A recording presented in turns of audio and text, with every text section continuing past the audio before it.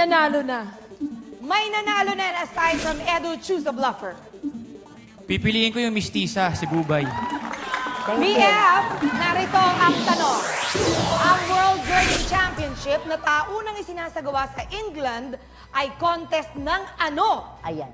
Well, I joined that contest. Talaga? Yes. Ano ba itong contest na to? Papangitan ng mga bakla. Ano nakakatawa? It's true. Yes, pero hindi ako nanalo dyan. First runner-up lang ako. Sino ang nanalo? Si Sino ang Diego, si Diego.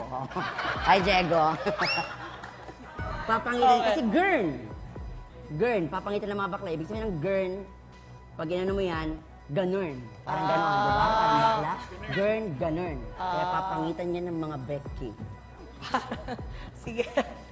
Okay. Alien. Pangitan ng mukha. Yung making faces, yung wacky, paano magwawaki. Okay. Yun lang. Sumali ka dyan? Hindi. Judge ako, judge. Judge ka. Ang nanalo si Bubay. Pinanalo mo? Oo. Okay. Edu? Ito kakaibang game kasi kakaibang salita yan dahil walang nakakanap kung anong ibig sabihin ng gurning. Yung gurning is yung palakasan ng ire. Parang nanganganak. Doon mo nakikita yung sa mukha. Parang ganon. Yan. Yan ang gurning. Palakasan. Palakasan ng ire. Naipili ko na. Nakakalito. Pero ang sinabi ng pinili niyong bluffer na si BF, si Ai Salidumay, ay papangitan ng mga bakla. Is it a fact or a bluff? Bluff! Di naniwala eh. Bluff na bluff na? Bluff na bluff. Bluff board! Bluff! Still playing round 1, fact or bluff? At ang sabi niyo ay bluff.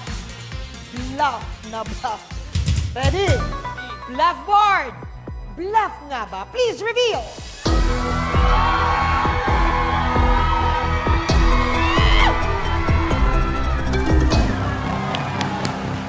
Galing! Ito po ang fact. Ito ay contest ng, tama naman ang alien, papangitan ng muka. Kanya-kanyang gimmick ang mga kasali upang magmukhang katawa-tawa. Why not we try the boys? Boys, come here! Microphone. Okay. Si Ivan muna. Contestant number 1, Ivan sa papangitan ng mukha. World Champion, Gurning Championship.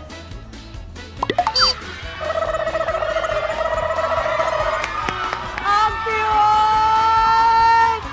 Oh, cute! So cute naman! Okay, it's Rojan's turn.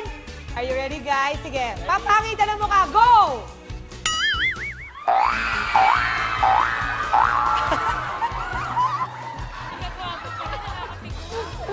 Grabe! Okay, Jack. Patingin niya, papangitan ng mukha. Go!